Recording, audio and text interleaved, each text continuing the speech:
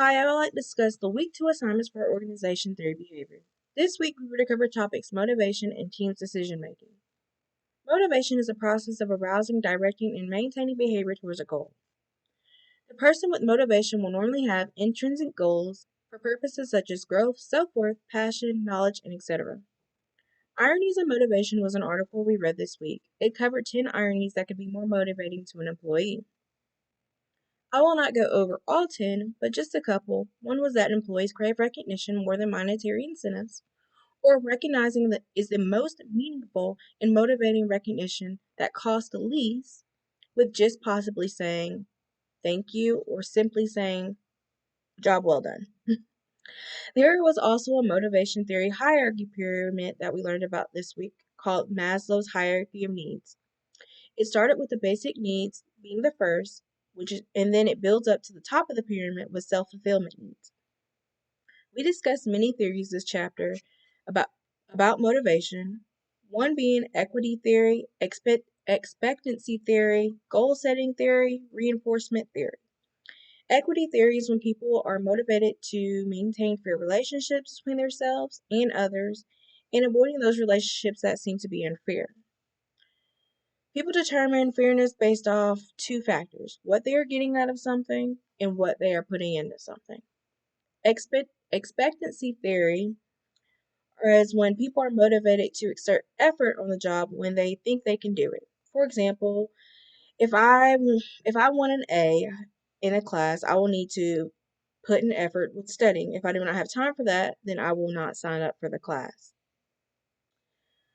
Goal setting theory is the process of setting goals in a manner that motivates workers to increase their performance. Reinforcement theory is motivation through conditioned reinforcement, punishment, and extinction. For example, positive reinforcement equals praise, negative reinforcement will likely equal a punishment. We read articles this week called On the Folly of Rewarding A and Hoping for B. The article discussed how rewarding certain behaviors and the different expectancies or outcomes from the intended goal or the reward. For example, if you reward a short-term outcome, then the long-term goal may be overlooked, such as a sales team being rewarded monthly sales targets, but the goal of innovation and customer satisfaction is not fulfilled. This article just stressed that the incentive should align with all desired outcomes and behaviors. Teams and decision making. Decision making is a process of making choices based on several factors. Either it's a group decision or a decision for oneself.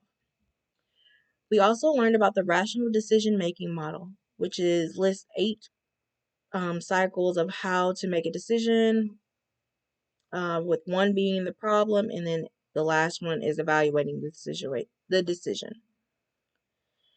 Biases in decision making. One is about framing effects, how the problem is presented to them, escalation of the commitment, the sunk cost invested in them. The overconfidence is that you predict the future events. Hindsight is looking backwards in time when mistakes were made, and then anchoring, which is relying too heavily on a single piece of information. Group decisions, some advantages are the diversity, the facts, the error detection, and the decision acceptance. Some of the disadvantages of group decisions is the time, the cost, the groupthink. This week we read articles called The Decision of Teams and Building the Emotional Intelligence of Groups. The article, Decision of Teams, explains how to build a leading, high-performing team by having diverse skills, external support, mutual accountability, the best approaches, etc. The article, Building Emotional Intelligence of Groups, discusses what intelligence is and the components that make it up. GEI is a group's collective ability to recognize, understand, and manage emotions effectively.